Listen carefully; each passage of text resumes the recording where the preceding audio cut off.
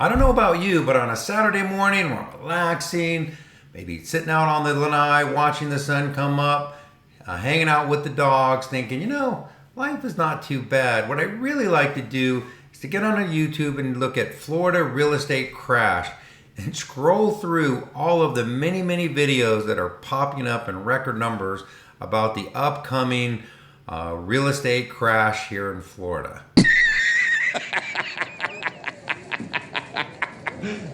You serious? Hey everyone, it's Rayce Robinson, your favorite Florida mortgage broker. No, I don't really like to punish myself on a Saturday morning. It has become a hobby over the years to really look at the market, both sides, see what people are saying, and try to come up with my own thoughts about what's the market likely to do, especially here in Florida. No one has a crystal ball. Mine's broken and in the shop. But there are some indications of what's going to happen in the market.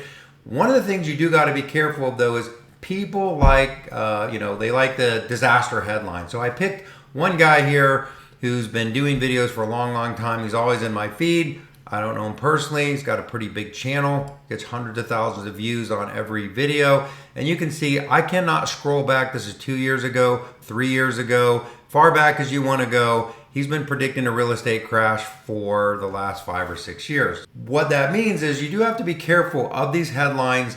And at the same time, we have Grant Cardone coming out and actually saying some things about the market that I thought was interesting. I want to take a quick look at rates and then give you my thoughts on a couple things that are likely to pay out between now and the end of the year. So with that, let's jump in first right into rates, because that has really been the star of the show for the last few weeks. And this is today's mortgage rates. As of Friday, this is Mortgage News Daily. Everyone's rate's different, but I like to use the same scale to look at the rates. They're saying the average across the nation on a 30-year fixed rate is 6.56%. Really, I look more at the trend. Obviously, the trend right now is that rates are falling. You can see we dipped and shot back up, but I was looking at this magic number for 7% for a long time, and we finally broken under that, and we've really kind of stabilized right around the 6.5%. So there's no question that rates are coming down. It's really just a matter of how much. But then we have Grant Cardone coming out in this article saying that he says to wait until Federal Reserve drops the rates to this number before you buy a home. And he's basically saying that you should wait until interest rates get to 4%.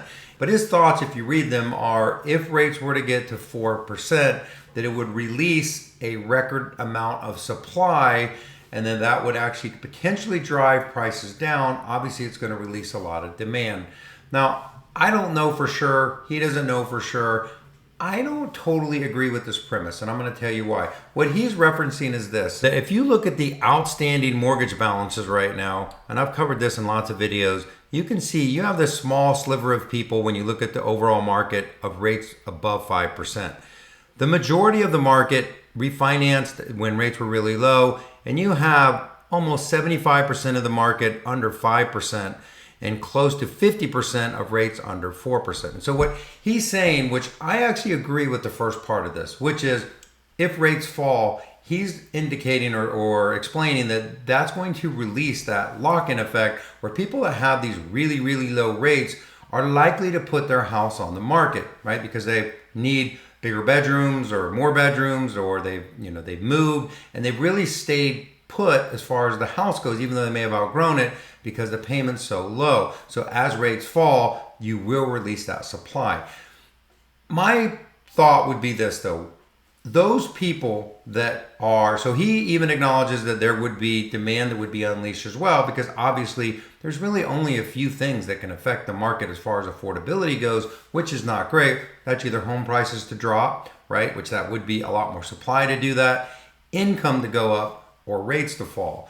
I'm more in the camp that the thing that's going to spur the market on is rates to fall. And rates get to 4%, you are going to get a lot of people jumping in the market. And then when you look up the move-up buyer, those people that are going to be putting their house on the market that he's acknowledging, what are those people going to do?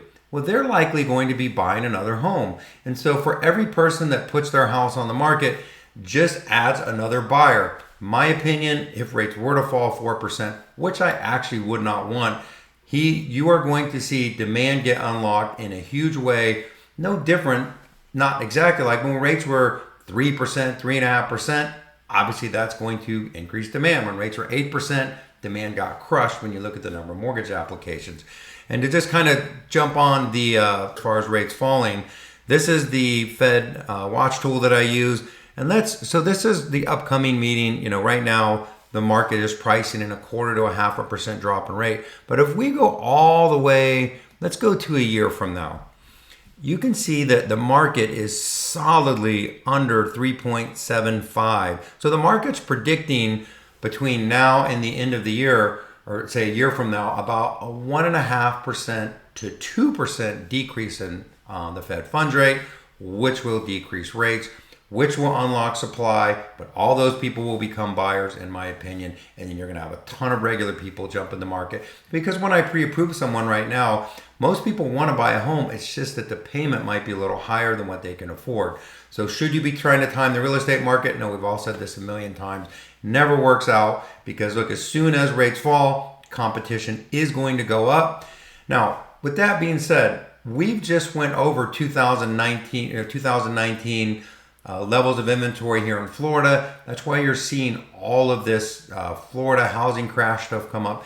It's in all markets in Florida have went up. In fact, I showed this in another video. You have to go back to really 2016, 2015 before we had home prices it's not home prices, because home prices have actually went up, but as far as inventory this high, but we still only have 4.2 months of inventory on the market.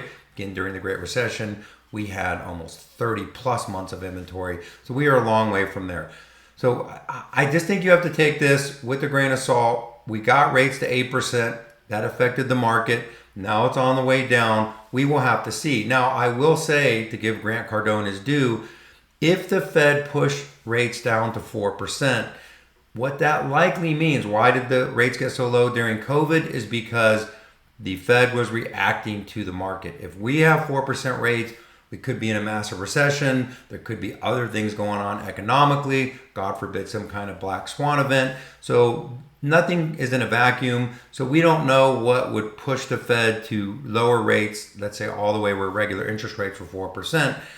But in a vacuum, meaning all things being like they are now, I would not want to see rates of 4%, because it's going to create too much demand. And then I like to look at this article just to kind of bring that point home. It's about housing affordability being crushed, and subsidies that increase homebuyer demand could, I'm going to take out the word could, will make it worse. And they're referencing, now in this they're referencing the Harris campaign. Honestly, most of the political class, whatever you want to call them, tend to do these kinds of things. So this is not a political statement, but they are talking about federal assistance for first-time home buyers, right? Getting $25,000 on average in payment assistance, incentives to builders, expansion of tax incentives, and creating a $40 billion innovation fund that would empower local governments to fund solutions to build housing. Now that all sounds great, but supply takes a long, long time to acquire, build, and get out of the ground. And if you incentivize buyers right now to get in the market, you are just pouring gasoline on the housing market. The Fed broke the housing market when they kept rates too low for too long. They went down really fast and then increased them really fast. And you have to let this play out. Is the market, if rates fall, going to go through some record low inventory? No. Will supply level out and start to fall some? Yes. Is it going to make sellers more likely to have to put a more competitive offer, competitive price out there? For sure. And if you're in a market, you got to know your local market. If I look at a house and it's been on the market for 3 months, hasn't had a price adjustment, and I want to buy it as an investment property, I'm going to write a disrespectful offer. So you've got to know your market, be working with your agent, and know exactly what's going on so that you can be competitive in whatever market that you're in. The last thing I'll cover is this. Obviously, we're going to be going through this big, and if you're not in the industry, there's a big change in real estate commissions and how that all plays out. Lots of different real estate agents adjusting and figuring out, because now as a buyer, you're going to be signing a buyer's broker agreement up front.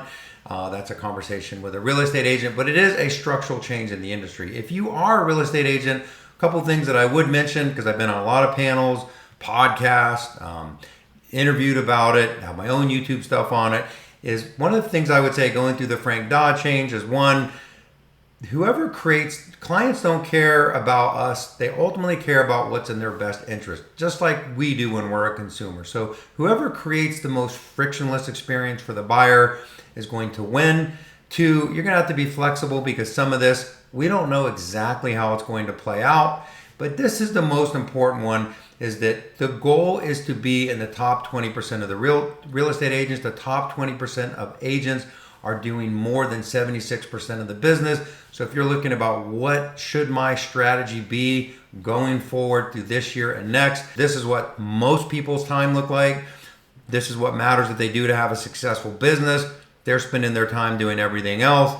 But really what we want is to spend our time like this, which is to actually push all that stuff aside and doing the things that matter. If you're not sure what to do as far as what matters and moving the needle in your business, it's going to be picking a set of activities that you do every day, grinding. You see these real estate agents I see that are doing extremely well, but they have got market share, fought their way to the top, and now they're enjoying the benefit because here in Central Florida, the market is still really, really well if you're in that top 20% of agents. So if you're a real estate agent, fight to be in that top 20%. If you know what that looks like, reach out to me. I'd love to have a conversation about helping you build a daily success plan.